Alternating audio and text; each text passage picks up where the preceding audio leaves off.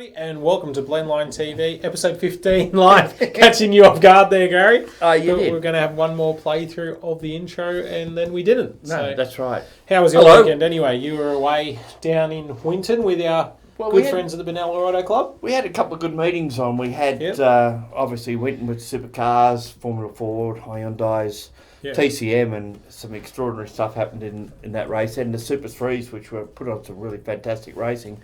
And you're at Wakefield Park, the sister track, you might say. Yeah, Sunday we copped the weather similar to what you guys were getting down south. So bit of rain overnight and bitterly cold. Nice during the day. Yeah, the sun was beautiful. Yeah, the sun was okay, but I wasn't in the sun for most of the afternoon, which didn't help me at all. So there you go. But we'll go, first off, we'll take a look up here at New South Wales. They had the CAMS New South Wales Super Sprints next round. I think it was round 3 at Sydney Motorsport Park across the weekend. 80-odd cars turning up for that one. So they're a popular event, and yeah. I know that Victoria has a series, New South Wales has a series. Mm-hmm. Most of the other states, from memory, I know in Queensland they have a A and a B series, but their state championship is actually a one-off meeting. Yeah, okay, there you go. And it's usually up around August, September each year. I think the New South Wales Super Sprint Championship mainly stayed at Sydney Motorsport Park. No, they run at Wakefield as well. It does go to Wakefield? Yeah, and when Victoria at Sandown and Phillip Island. Not sure about South Australia or Western Australia, what they do. Or Tasmania, they, of course, been cancelled. Unfortunate for them. It was supposed to be round 3 of the state championships, and unfortunately, lack of entries. And it's been a little bit of an issue in recent times in Tassie, not only in motor racing circles, but certainly in off-road and in the rallying fraternity of lack of numbers. And I guess a lot of the meetings are in the coldest part of winter, and I guess people just don't want to get out and about. That's it. So I guess that's the way it goes. Sorry, I'm just having a look here. It seems like we're having a slight drama on... No, just YouTube giving me a setting issue that wasn't an issue. Just deciding that for some reason it wanted to not show. So have you got the results of that? I do. Super Sprint at Sydney Motorsport Park, and we've got Matthew Cole, who took it home in a Mazda RX-7, the... what's it called? Team towing. I can't remember what it's called now. But anyway, they took it home on the Druitt circuit, a 1 minute 4.16, and we actually have that lap, so we can play that footage quickly and have a look at how it went.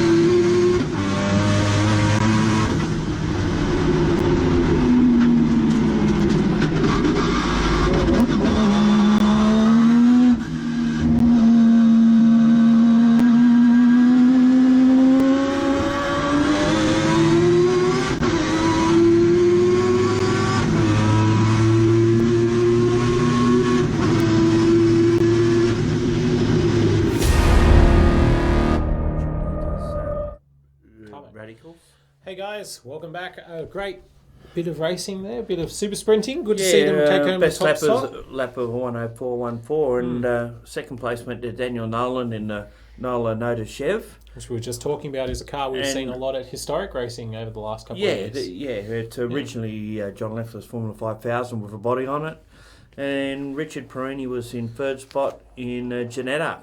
So a great mix of vehicles. And all sorts of different stuff running there, you name it. There was one there, Porsches, Commodores, Subarus, Alphas, Mini, Hondas.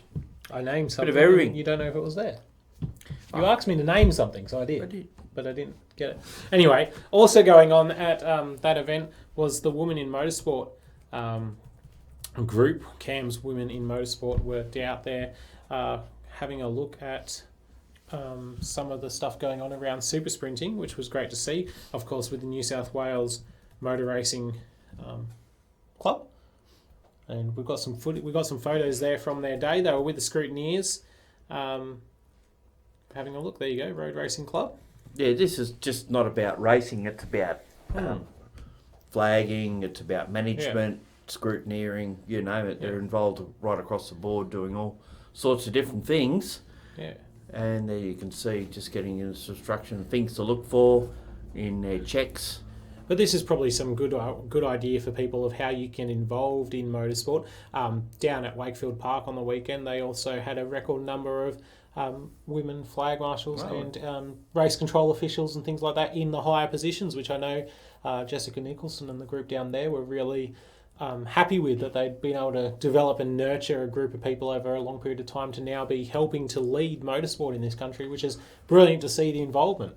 Yeah, I reckon it's great. Exactly. And so if you check out the Women's Motorsport Development Facebook page, go through it to the New South Wales Road Racing Club Facebook page, and you'll be able to find out a bit more about that if you'd like to get involved with motor racing in Australia. Of course, always feel free as well to circuits. You can talk to Doreen Butchers at Sydney Motorsport Park, call up Wakefield Park. I know Dean will be happy to have a chat to people there about getting involved and helping at race meetings and all the like. So it's a good way to get involved. You get the best view if you're 100%, a flaggy. 100%. You're closer than anyone. Close to the action. Closer than you guys are shooting it. I know. Sometimes you feel a bit too close, even when we're out shooting it. So it's a good spot to be, and you get to be able to, make sure that motorsport keeps running in this country, which is critically important to how many events we have on all the time at all these different circuits.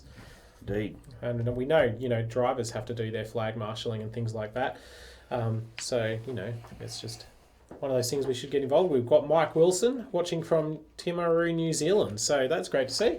Hopefully we'll be able to get maybe we'll start having a look at some New Zealand coverage. Go over there and shoot it. Weeks. Go over and shoot it. I know Formula 5000 is very strong in New Zealand. We also had Armageddon Racing ask about mini racing in Australia, if it's still going. East Coast. Yeah, I believe it's series the AASA Championships and the MRA from time to time. Yeah, and they go to Queensland and race up there as well. So keep an eye out on those circuit pages and things like that. Now, keeping with the Super Sprint theme, we had the Porsche Club of Tasmania taking out the CAMS Club Challenge round at Baskerville Raceway. So CAMS putting on a little bit of money there for different groups to come together. We had 28 drivers, 6 teams, Hill Climb Challenge. And it was the Club of Tasmania that managed to take it home. So that was a pretty good effort for them. What happened there? You've got a group working together. It's impressive. 4 drivers finished in the top 5 outright individual positions, with the outright third place going to Northwest Car Club's Lee Ford in a Honda Integra, I believe. So good variation of cars and a good way to get people into racing. Yeah, Super Sprint's a good start. Yeah. They're flying laps, so it's not from a standing start, and you get plenty of laps in the course of the meeting. And usually a one-day situation. And able to get there and have a run in pretty much anything. So Super Sprinting's the way in. Check out some of the tracks around the place that have things going on. I think there's Lakeside has midweek sprints coming up, which is a good chance probably to have a run there before anything changes. Of course, we have problems with noise restriction at a couple of circuits, which you wanted to touch on, Gary. Yeah, well, Lakeside, we know, went through some dramas late last year, and so far they're only running those type of events, no race meetings at this stage. And we know that there's been some dramas down at Wakefield Park over from people that don't actually live right adjacent to the circuit, believe it or not, who don't have an issue. But unfortunately it's been raised by council through the powers of whoever put in the complaints. I think my understanding is that there's 2 complainants. One lives 10 k's away. I don't know how they hear anything at 10 k's away. I battle and hear things at the top of the hill, let alone 10 k's away. And the other one's a fairly much a keyboard warrior who tends to complain because he's got nothing else to do. Unfortunately, so they're addressing it, which is a great thing. They don't want to close the circuit down. Certainly, if we were talking off air before, but why council would want to go down this path is beyond me, considering that it's the lifeblood of the community. That's it. It does bring a lot into the community, and I'm sure that Dean Chapman and Chrysalis Williams and Stephen White will be able to tell us a lot more about that. We'll be talking to them in a couple of weeks' time. Hopefully, we just got to organise the time a bit better. But they'll be able to give us a lot more insight into what's happening at these circuits, because they are a critical lifeblood to the community as well. 15 million a year. It's worth to the golfing community. So, and I hate to see it go, but I don't think there's any drama going. It might have to just have some further restrictions set around it, but for sure. That's fine. And they might have to do some noise barriers somewhere around the place, which is fine as well. But let's not try and in any way stop motor racing at Wakefield Park. No, definitely. We had 25 year celebration for New South Wales Motor Racing Championships on the weekend. We'll get to some footage of that a bit later, but it's good to see how much effort they've put into making merchandise and doing things like that to be able to give back to, support. Yeah, the official celebration is in November, I believe. Yeah, correct. That's it. It's a historic meeting they're having down there, mm-hmm. and they're doing all sorts of fancy stuff. We'll touch more on that as it gets closer, obviously. Yeah. About what will be going on. That's going on. We're going to move things across, though, to WA and have a look at the Porsche Club of WA, who had a multi-club sprint at Barbagallo Raceway over the weekend. So got a few pictures there of some great looking Porsches, and it was taken out by Barry Baltinas in a 911 GT3 RS with a 1 minute 1.78 best lap. So looks like the start of a game. It does, doesn't it? Great stuff. But I tell you what, being able to go and run your Porsche around Barbagallo would be pretty impressive, especially coming on. You can see that photo there shows how much the drop away is down there. Yeah, and it actually rises more than what the photos show into that last turn 7. 100%, yeah. And if you get it wrong, you end up over in a very big kitty litter that's there on that corner. This is a shot I'm talking about. See how it comes back up? Yep. It's even more pronounced when you're actually at the track. There, yeah, we were there for the IBRA Nationals a couple of years ago and the Formula 1000s and historic touring cars with their ART Memorial weekend, and it was just great racing in that corner, incredible as well. But you've got a Commodore SS Group A actually took second place, so that's interesting, isn't it? Against the Porsches. Yeah, well, I guess being a multi-club sprint, it looks like the Holden Car Club or something was there because he did a 102. Aussie Muscle was right up there. Yeah. Tim Wolfe in a 944 Turbo was third. Chad Reeves in a VX GTS was fourth, and Aaron Stevenson in a VY Maloo R8. Sounds like it was a Porsche versus Holden. It definitely looks that way. There's an MR2 down there in a McGowan, so a couple of different things, but definitely some interesting stuff going on in the West. We found a few interesting events over there, and we had to have a look at a few things. Also, then we had out Broadford, interestingly enough, which of course known as a motorcycle circuit. Yeah, they test cars. The Porsche Club of Victoria had their sprint round weekend. Cayman R taking out Class A1 with a 105 in Simon Zettel's hands, and that was pretty much right up there as one of the top ones. 996 Cup Car, 102.2 in Simon Baxter. So, be interesting to put a Cup Car around that little circuit. I've been to Broadford. I've been past it. Okay, I've been to Broadford a couple of times for some historic motorcycle racing, and it's a tight little place. So, you definitely know you're pushing as you come over the long back straight, and then you come over a crest to the right and work your way down the hill. Well, when you think about it, you've tight. got Pheasants Wood, you've got Broadford. There's a track at Wodonga as well, which they do sprint stuff and what have you on it. Yeah, so lots of different places we can go. Oran Park, a bit of conversation going on about Oran Park in the chat there. So there you go. People finding out that it's closed. Which, if you look back at, what was it, episode 14, 13? 13, I think. 13. We had a look at a book about Oran Park. So actually, I'll get next week. I'll make sure we've got the address where you can buy the book. That was a book that was released about the history of Oran Park, how it was built, what's been done to it, and it's all the funds that are made out of it, apart from covering the costs, will be given to the volunteers that worked there over the years. Oh, excellent. Good to see. Good to be giving back to the community. So it officially closed in 2009. The last meeting was early 2010. Big place for trucks and touring cars. Yeah. Particularly, I always remember the 1972 Australian Touring Car Championship, the final round there, how big the crowd was. Yeah, definitely. I don't think it actually made the figures that were talked about at the time, but it was packed. It was apparently. good times. But, truck racing again at Wakefield and Winton. If you want to get down and see some truck racing, they get huge crowds. So I think they're later on in the year down at Winton next. So Wakefield a couple of weeks ago. It's a good crowd. It's not the crowds that they used to have, obviously, but getting people to motorsport is still what's a good important. crowd. Well, it's bigger than what the state championship Exactly. is. Speaking of the state championship, we've got some interviews with our winners down there from the weekend. We caught up with the guys from Prod Sports, Brad Schumacher and Matt Stupas, taking out the class victories there, and a few of the class winners of production touring cars and sports sedans. So we'll hear from our victors from our partner categories, and then we'll have a look at some of the race results and some of the action you'll see coming up on Blendline TV. All right, Matt, you guys have had a successful weekend coming away with the win. You said you wanted to focus on consistency and just fine-tuning the car. Are you happy with how it went? Yeah, listen, for us at the moment, we've got new tyres for the year for a particular championship we're running. So the car's very different to what it was last year. So the whole setup of the car's changed. These cars are very sensitive to change. We're talking 0.5 millimetre changes, and the car literally changes. So being a flat floor car, that's good. So we've come up here, come to practice, to put it on pole, reasonable time. I was pretty happy for 59.2. I sort of like to have gotten the 58s, but with the restrictor we've got, that's what we've got. But no, it's good. Yeah, it's really good. It's good fun. The guys are good. And do you think coming away from this weekend you'll make a few more changes before the next round?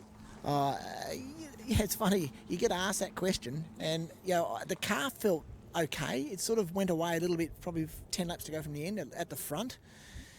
That's where we made a change. So we're going to go another direction now just to compare our notes, and then we'll work out where we are. But no, that's good. We're in what we call within the box, within the zone, so we're not a long way out. So the car's working. It's just me, fussy. I want to try and be better and try and be consistent.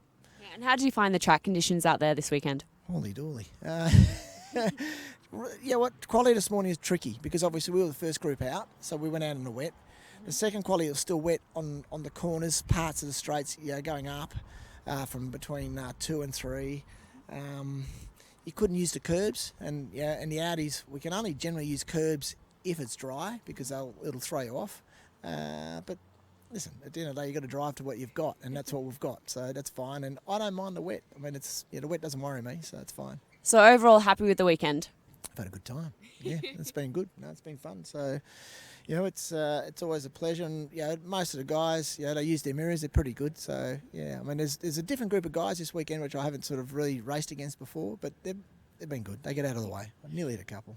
Well, that's good to hear on the most part. Well, best of luck, and we'll see you next round. All right, yeah, thank you. I think that's Eastern Creek. I think that's what we're thinking. But anyway, if it is, great. Looking forward to it. So, it was pole last time, so we'll do it again. All right, Brad. Well, you've come away with the second overall and first in your class. Well done, but you had your work cut out for you. Yeah, we certainly had to work for it. Starting from the rear of the grid for race one, of course, we had some dramas with the car in qualifying this morning with the radiator hose coming off, which dropped all of its water. So, of course, had to park the car to save the engine. Got it in, got it fixed, and we just went out with an open mind. And 30-minute race, there's plenty of time to make the moves through the field. So picked my way through and was able to pick out the first position in Class A on the final lap, and of course finish second outright. So we're really happy with that. Yeah, well done. And we're happy with how all the other drivers went and letting you work your way through. Everyone was pretty sportsmanlike. Yeah, absolutely. Look, there were no big incidents here, of course, which is always great. And, backing off Bathurst where there were a few dramas and a lot of safety cars, I think a lot of people have cooled their farm a little, so to speak. So, there was no issue on making my way through. Naturally, Wakefield has a lot of turns, so there's lots of opportunities to make moves here. Yeah. And so how have you found the weekend overall? Look, it's been great. It was really cold and slippery this morning, of course. Other than that, it's been a fantastic week, and it's always good to get away and come down to Goulburn. Yeah, absolutely. Well done. We'll look forward to seeing you next round. Thank you very much. Cheers. All right, Grant, you nearly had him that time. Close, yes. It was good actually playing with him. Like, normally it's either towards the end of the race the field spreads out a bit, but it was good to have someone to sort of try and have a bit of a dice with towards the whole race. So, I had fun. Yeah, well, we just spoke to Lace and he said he definitely felt the pressure of you there right behind him. You had a few issues the other races. Did those issues continue? Poor Steve, yeah. I think I was giving him a bit of a hurry up, and I think he was trying really hard to keep me behind. So, that's racing. That's what you do. Yeah. We had a few gremlins still with the motor. We tuned it a bit after the last race, so it was a little bit better, but unfortunately we didn't get 100%, so we're still missing. It'd be interesting to see what the car does when it doesn't miss. I think Steve would have been in a lot more trouble, but he drove well. And next time you'll have Chetton as well to contend with probably too, hopefully. Yeah, hopefully, yes. Poor Billy, he's got to go fix his motor, so he's pretty cluey, he knows what he's doing, he'll probably be back, so it'll be all three of us having a tango. Well, a bit of work to do when you go home before the next round, but best of luck and well done today. Thank you very much. All right, Lacey, that was a close one, but you came away with the win again. Tell us how you went. Yeah, look, that was a very close race. Straight off the start, we're sort of side by side down to 2. I just got a little bit in front of Dillman there and got the run.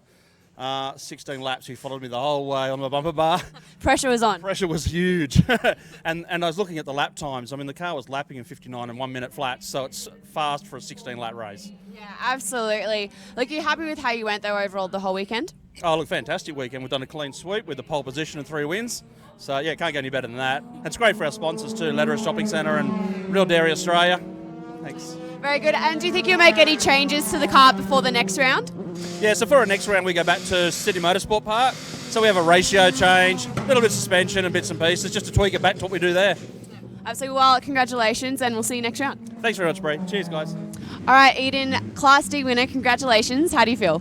I feel amazing. It was a pretty big comeback. Coming into turn 2 on the first lap, I had a bit of a moment.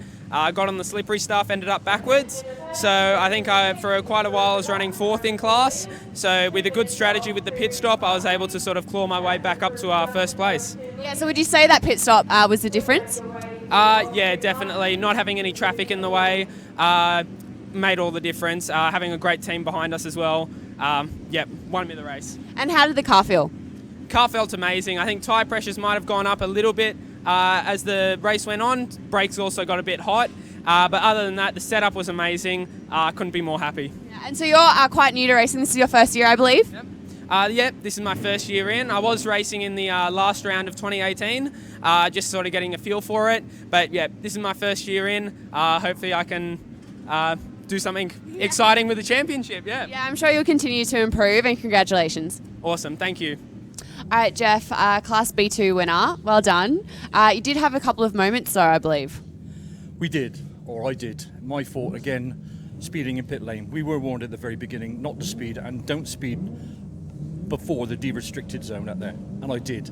Unfortunately, that took me through a drive-through penalty, which added to my overall time, but I still came in. My next best competitor was, I think, nearly a lap down. I finished behind him, in fact. So I didn't lose the race. I didn't lose my position and just kept it going. Do you think you've learnt your lesson, though, now? It does happen from time to time. It's happened before, and I got no doubt it'll happen again. But they tighten up on these things every now and then, and they make a point of it. Yeah. I think you got a bit of a tap during the race as well on the rear of the car. One of the competitors just a little impatient, but anyway, that is part and parcel of the deal. The last time I got a really good tap in the back, and it released the bumper. That was at Eastern Creek, and I ended up. Normally the Commodore bumper just falls off. It will fall off on its own if it wants to, but it hung on by the last thread. It looks pretty intact at the moment. Did it feel good apart from that? Yeah, it was all good. You got to kind of monitor what you're doing and pace yourself. And the car felt good? Yeah, felt good. Yeah. It's been a good car. Well, very good. Best of luck for next race. Thanks very much. See you then. All right, Jimmy, race winner. Congratulations. You had a bit of a battle there with King. How was that? Yeah, it was really good. Obviously started 4th. We've been tuning this car up all weekend after we've made quite a lot of changes before this round. Tuned it up overnight, and we came out really fast. Moved into 2nd, right behind Michael, and had a really good battle for probably the first 20 to 30 minutes. Made the move, got into the lead, and then after the pit stop cycle, he was still right behind me. So, yeah, really pushing all the way to the end, but that was a lot of fun.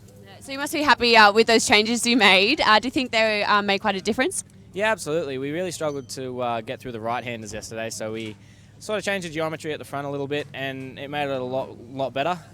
We got really, really close to the lap record at the very end of the race there, so maybe we'll have to wait for next year to have another crack at that.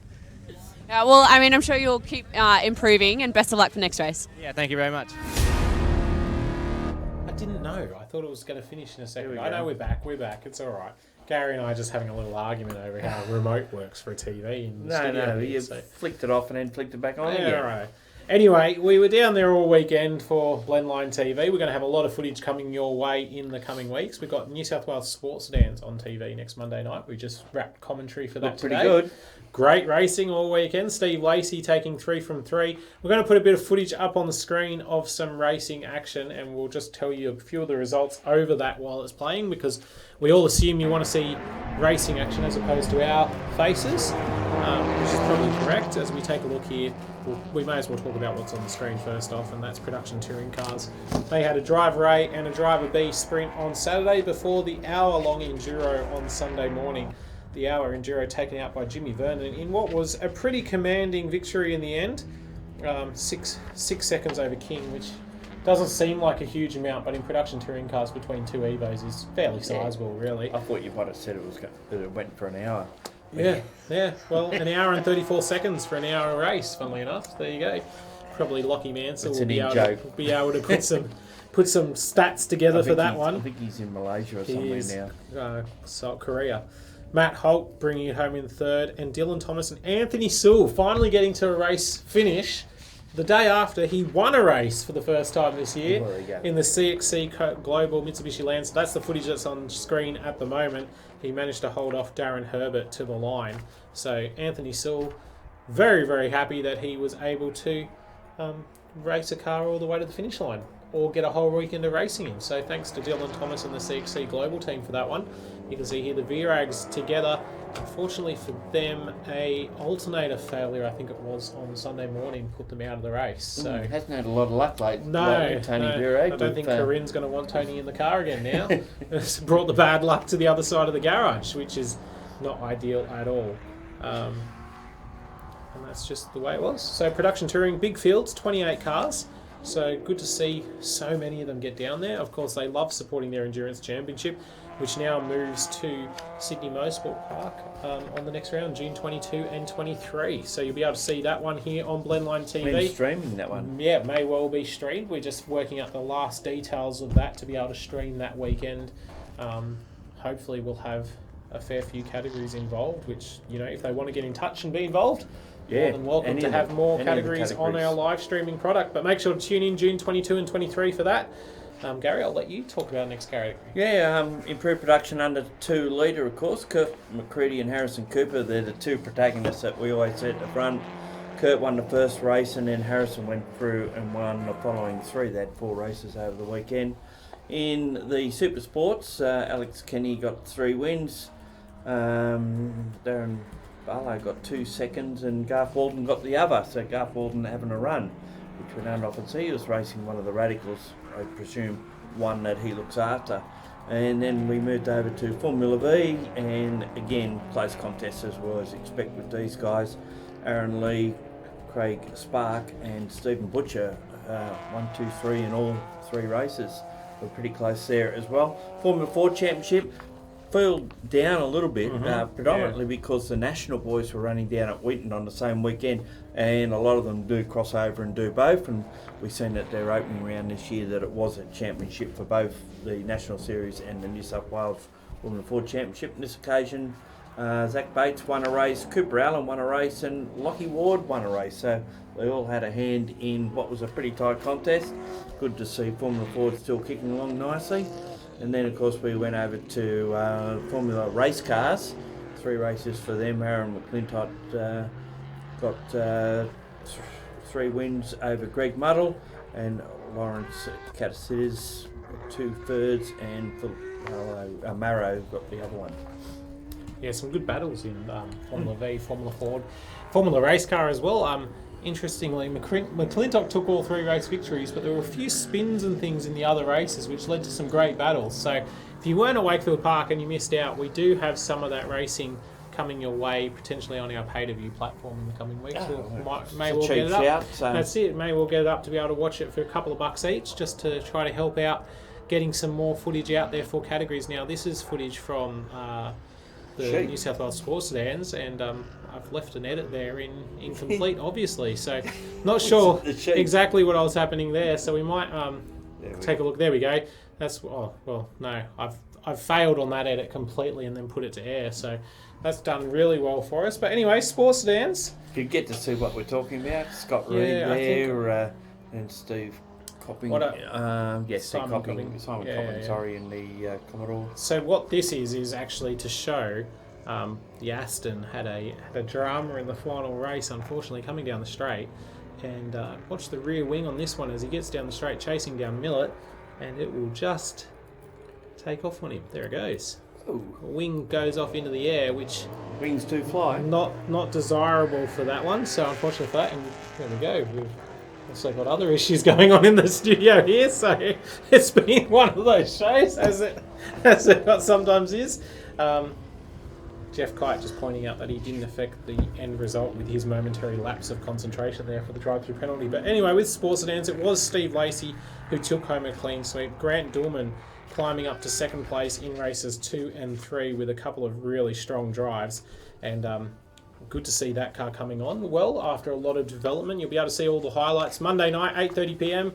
on channel 173 from the New South Wales Sports Sedans Championship, brought to you by Kumo Tyres and Pro Concrete Cutting this weekend.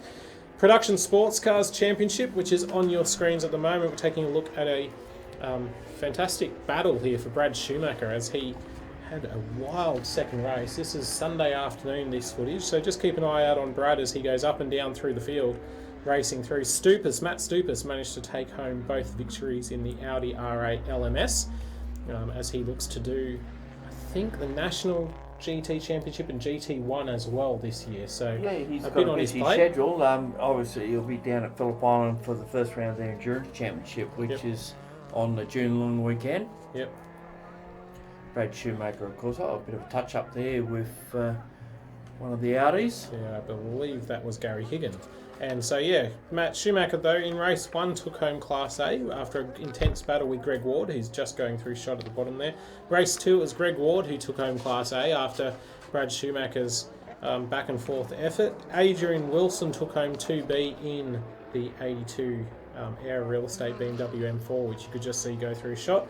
And Dormser and Wemyss in a pair of Lotus Exiges shared the wins in Class C. So good to see a big field, 19 cars making the trek down there for Production Sports, which and is a one-day huge meeting field. for them as well. One-day meeting, huge field for them. So plenty of action on track, plenty of track time with an hour of racing. They had 2 qualifying sessions, 2 half-hour races, so plenty of track time.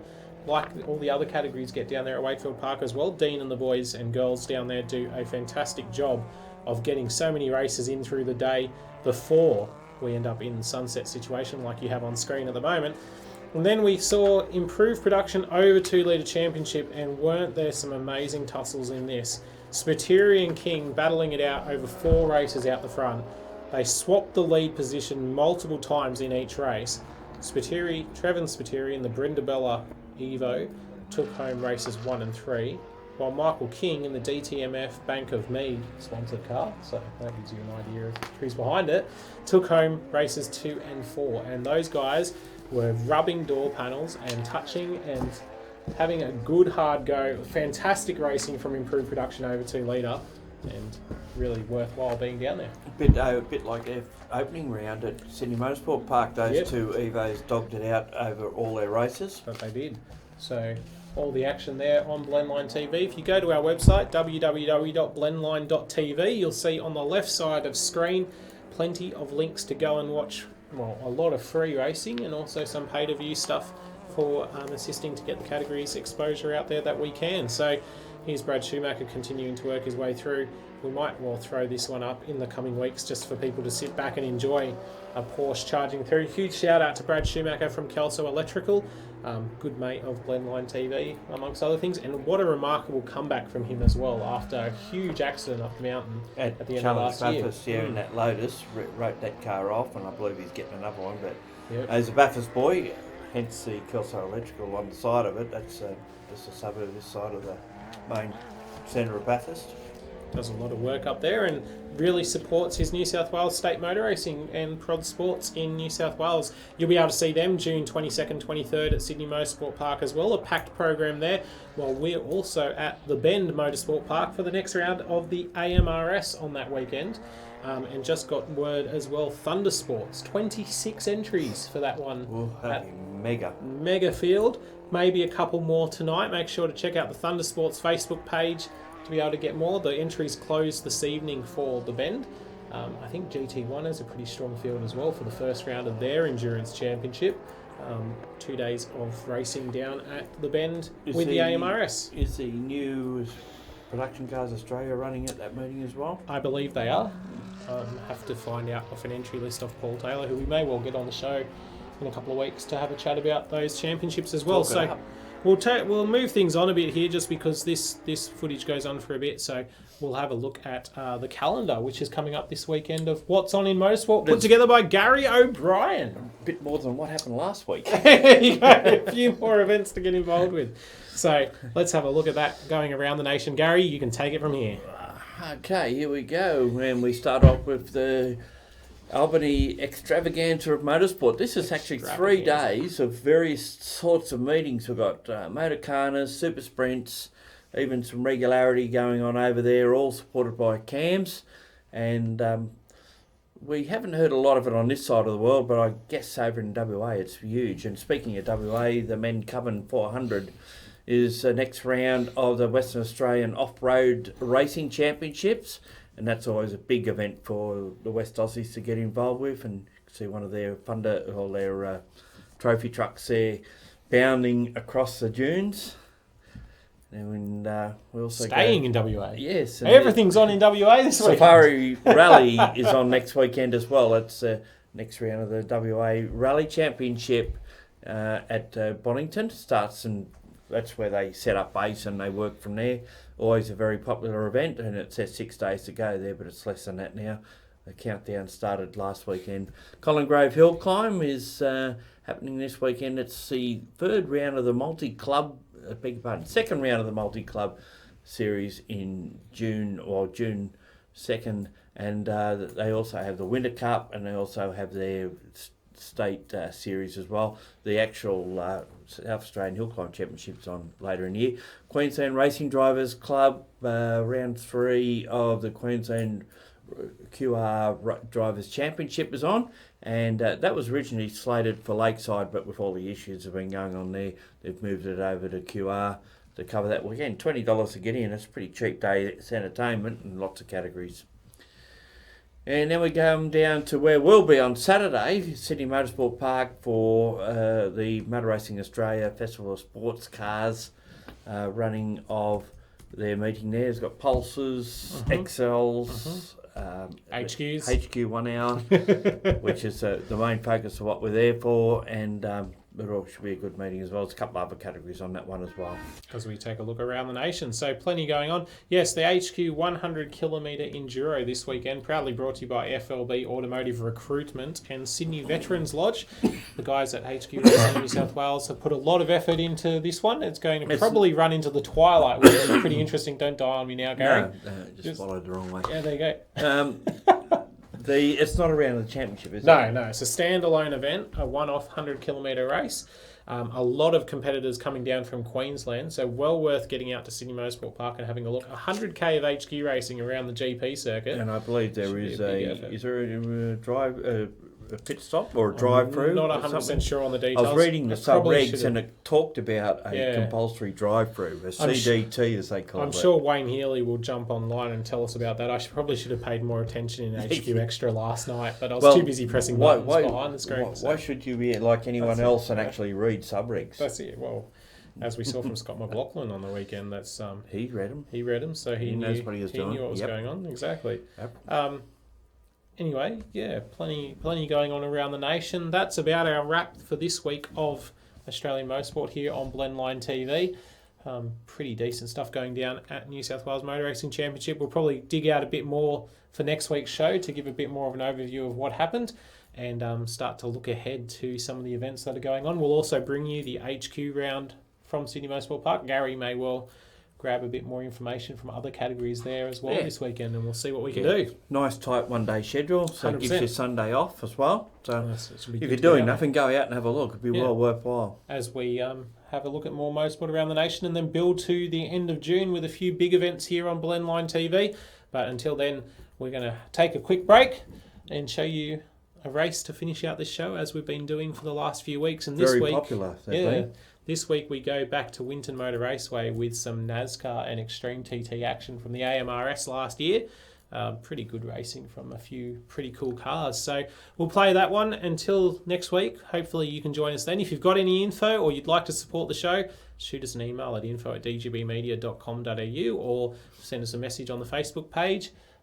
Anyway, send a letter if you'd like, whatever you'd like to do. Just Ideas, get in touch. anything you want to do. Anything like that, and send us information about your events, and we'll happily have a bit of a discuss of them on the program. This is a program about New South Wales and state, national-wise, Grassroots, entry-level all the way up. grassroots motorsport. So hopefully you guys can get involved and get something out of it as well. But until next week, I'm Daniel. I'm Gary. You're Bye. Gary. See you later.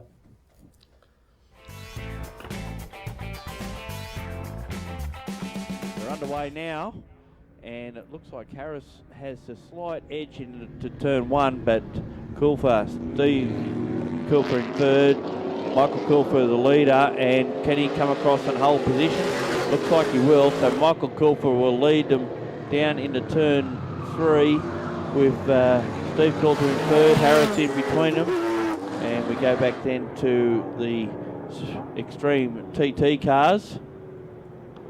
And Corey Gillett, the best of those at the moment, ahead of Peter Ryder, followed by Ashley McClurkin, Rand McClurkin, and John Chambers in that Mazda RX-7, which you can tell by the sound of the engine that it's powered by a rotary. Yeah, perhaps the only non-V8 out there, I would imagine. That'd be right. I think that Rand McClurkin's Nissan 350Z is running a turbocharged version of the 6-cylinder engine. I think the plan initially when they built that car was to put a Nissan V8 in it. We've seen some of those cars running in sports nads as well in the state series. The other cars in the stock cars are the GTA cars, so Brian Walden and Shane Harris's cars are both GTA cars, and they're powered by 6-litre Chev engines, a Super T10 gearbox, quick change diff, 1,300 kilos with a house chassis, and they're basically stock cars as well, derived from the cars that you see racing in the US. Michael Coulter has a gap now, but Steve Coulter was putting the pressure on Shane Harris for second, and they're very close. Has a look down at turn three. It's just not on there as he gets out of that corner. Now another look at four.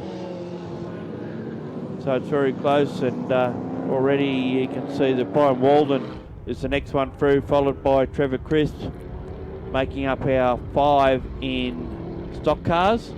And then we go back to the Extreme TT cars in behind, and it looks like Michael Coulter up the inside of Shane Harris at turn number 7.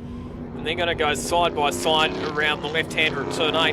Michael Coulter will have the inside running for turn number 9. That's Steve Coulter. Sorry, Steve Coulter, and he picks up second spot away from Shane Harris. Father of Michael, so we've got the son-father combination running first and second, and Harris actually came from behind to split that duo yesterday, so whether his car comes on better late in the race, we have to wait and see. And those two Oz trucks that are now running first and second recently repainted. They were originally white and blue, light blue. But, they've gone for the corporate Coulter Excavations colours on those cars. And they're starting to dig out a bit of a lead as well.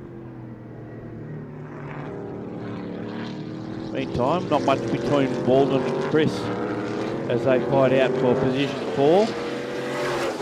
And not really getting away. Now Walden's had a bit of a moment out of turn 2, and that's allowed Chris up the inside. So the Dodge goes ahead of the Chev, although Walden's coming back at him at turn 4, just not close enough to do anything about it at the moment. Trevor Crisp is one of the teachers at the Motorsports Training Australia Institute at Wodonga TAFE, which is only about an hour up the road from here in Winton. And we've seen Trevor Crisp here at other events as well, with the Motorsports training crew.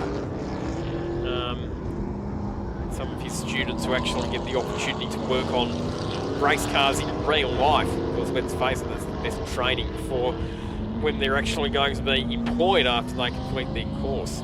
Yeah, good run between these two V8 powered Nissan Silvias too. They ran this way in the previous race yesterday, Gillett and Ryder basically shadowing each other all the way through, and clear at this stage of their opposition. Now Walden again trying to get back past Crisp as they go down through turn 11 through to 12, ruining that slight error out of turn 2 that cost him that position previous time around. Fastest lap of the race was Shane Harris that time through. 1 minute 31.6 for Harris. And this category, Gary, has been one where we have not seen the lap record broken this weekend. The current lap record for stock cars at Winton Motor Raceway is held by Michael Coulter at 1 minute 30.9. And that was set back in 2014. So Harris's time was just half a second off that. Whereas So they're not that far away. No, not far at all. But the current hot conditions may prevent that from happening. Certainly this afternoon, the categories will feel the heat after the lunch break. But Michael Coulter continues to lead. He's 1.5 seconds in front of his father. And Harris, as Lockie mentioned, with a new fastest lap, is now back in the hunt for a top 2 position. He's right behind Steve Coulter down through turn 10. Not much between these 3 cars, and Steve Coulter puts a wheel off out of the left-hander, and that's allowed Harris to close up just a little bit more.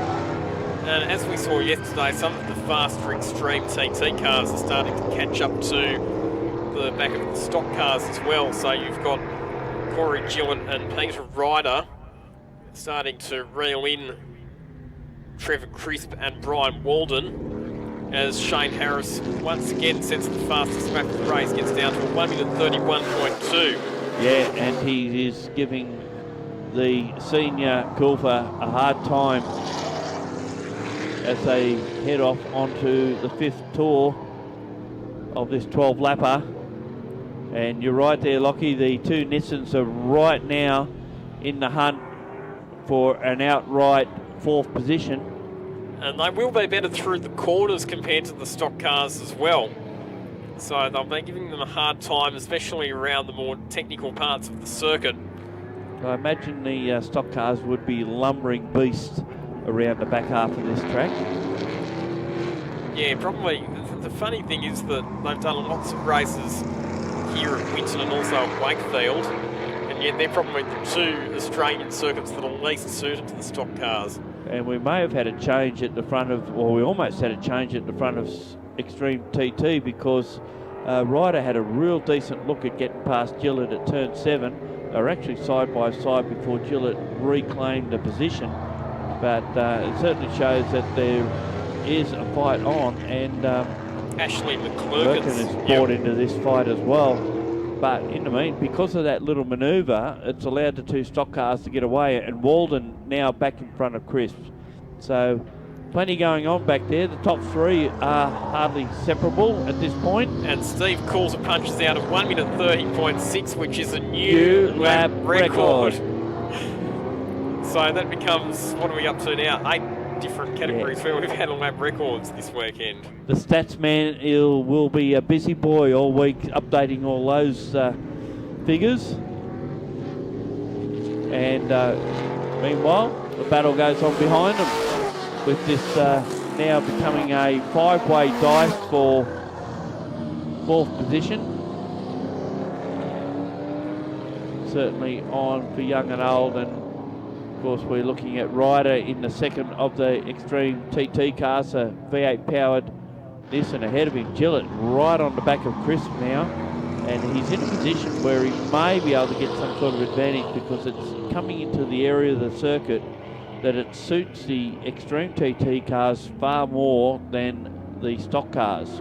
Yeah, the more technical part of the circuit certainly suits the Extreme TT cars, no doubt about that, because they will be better, particularly under brakes. That's typically been the weakness of the stock cars, is because you don't have to do a lot of braking on an oval circuit. They're not designed to have great braking performance because they just don't need to, but when you put them on a racing circuit that has left and right hand corners where you do need to use the brakes, that's a bit of a weakness. And Michael Coulter, don't know if he knew that his dad had just taken the lap record away from him, but he has it back now, 1 minute 30.4. Yeah, and Shane Harris is right in the mix of this too. So we've got dices going on in two parts of the track, and they're almost opposite ends of it as well, because these top three are well clear of this battle for fourth position, as we can see there. And certainly Michael Coulter hasn't run away with this one as he would have done earlier. It's only in the latter part of the race where he could ease up and allow the others to come back into it. But as you can see, Walden leads this one, Crisp in second. Then we've got Gillett, Ryder and McLaughlin the next one through. So it's been on for quite a few laps now. We're on to lap 7. Ashley McClurkin's actually fallen a bit away from those other two Extreme TT cars.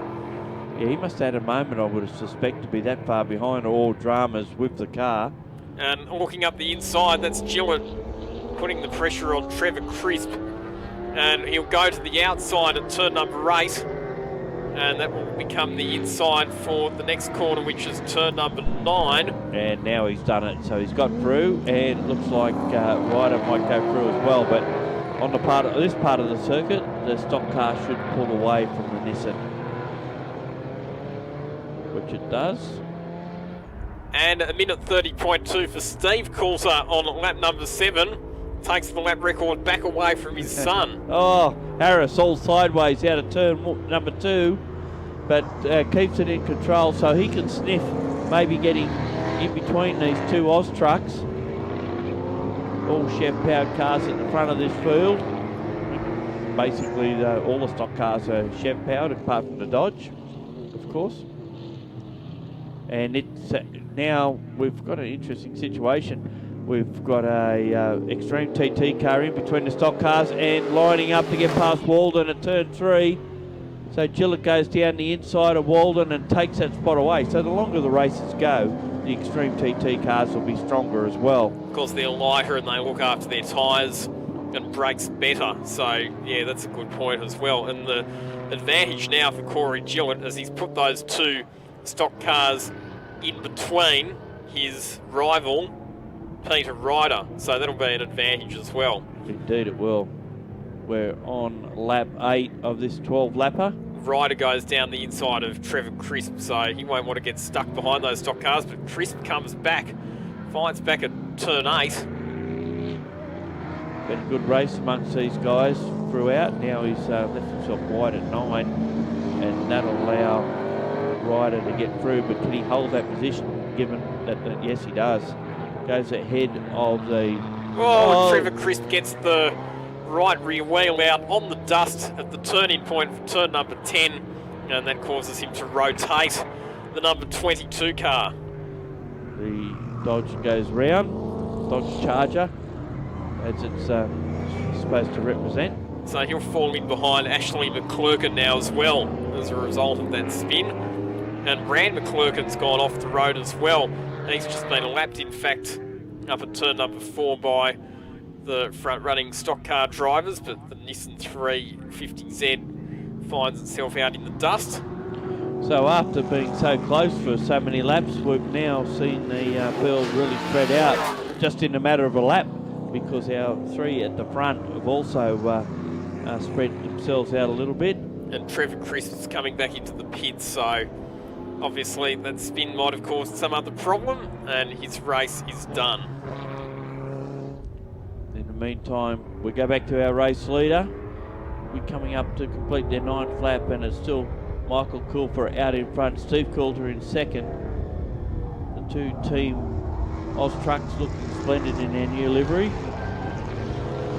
Shane Harris doing his best to stick with him. One stage challenging to split the duo. It just hasn't happened. So 3 laps to go, minute 30.8 for Michael Coulter, minute 30.9 for Steve Coulter, minute 31.9 for Shane Harris.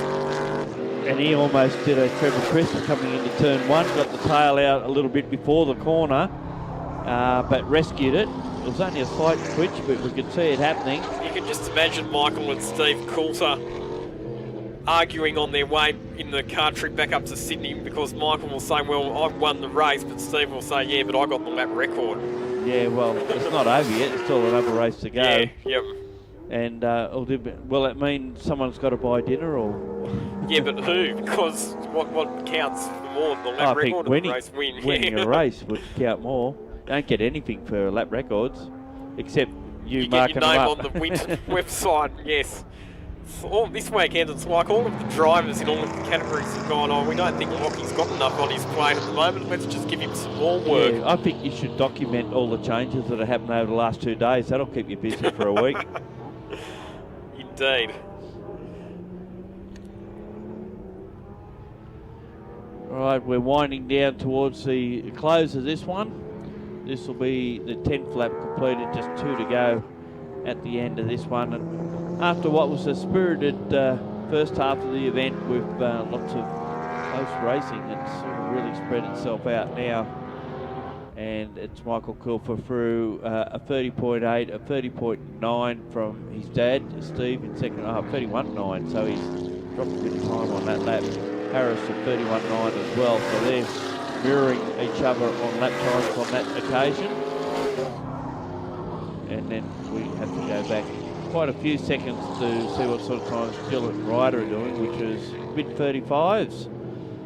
Walden slipped out from early 34s to 38, and that'll be tyres and just the length of the race that's doing that.